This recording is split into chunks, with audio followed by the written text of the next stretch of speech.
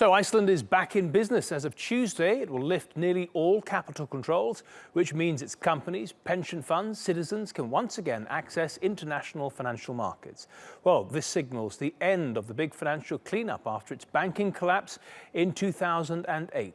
Mobin Nasir looks at how this tiny island is getting back on its feet. After suffering its worst recession in 60 years, Iceland's economy is steaming ahead. And that's encouraged the government to ease the flow of cash in the country. As of Tuesday, we will amend the current rules so the capital controls we've known in recent years will be lifted on individuals, businesses and pension funds. In the early 2000s, Iceland's banks used cheap foreign loans to grow quickly. But when the global financial crisis of 2008 struck, the loans dried up and the krona suffered a meltdown. That left thousands of Icelanders like Thorolfur Matthiasson sinking in debt and unable to pay their mortgage. The value of the Icelandic currency, in which we have our income, it was devalued almost 30%. And so this had a huge effect on the loan, on our loan and many other people's. Iceland's banks had taken on so much debt that the government didn't have enough money to bail them out. By the end of 2010, the economy had shrunk by a tenth and unemployment surged. To stop people from moving money out of Iceland, the government slapped on strict capital controls. But not all businesses were worse off. The cheaper currency attracted thousands of tourists to Iceland's hot water geysers and other sites. That's helped the economy stage a comeback, and the money flowing in is letting the government offer some relief to citizens. All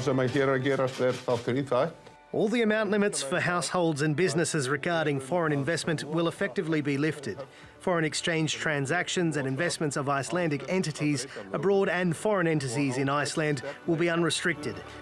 The end of capital controls means Icelanders can borrow from international lenders and send money abroad. And the Matthiasson family could finally afford their own home. Mobin Nasir, TRT World. Well, joining me now from Reykjavik is Thorolfur Matthiasson. He is an economics professor at the University of Iceland. Thank you very much, Professor, for joining us on Money Talks this evening. From where you are, obviously all the financial press are quite excited about this, but is it an important day for Iceland, even if it's just symbolic?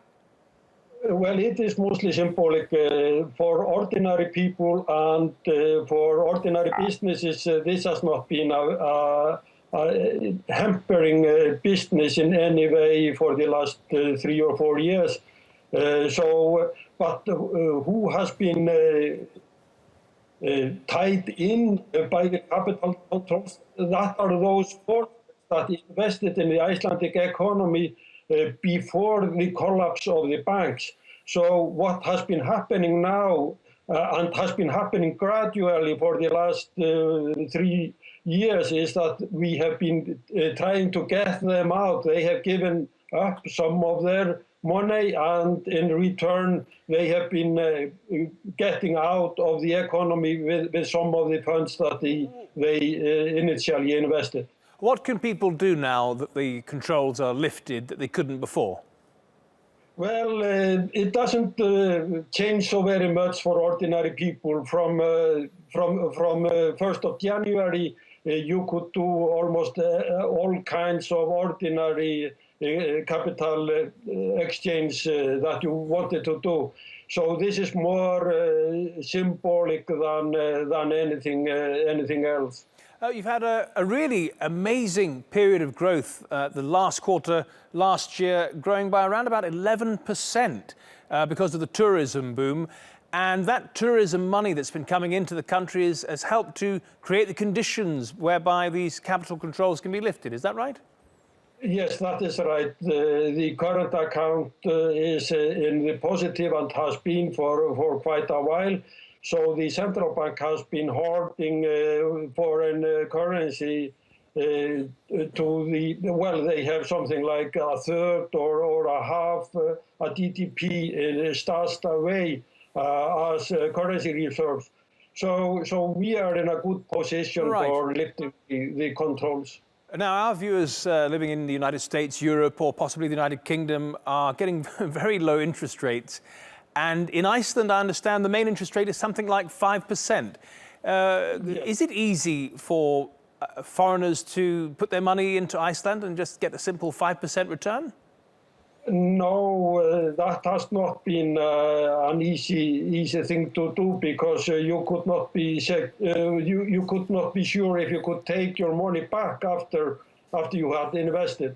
And the central bank is still, even if we have lifted the capital controls, they have some macroprudential breaks that they can stamp on.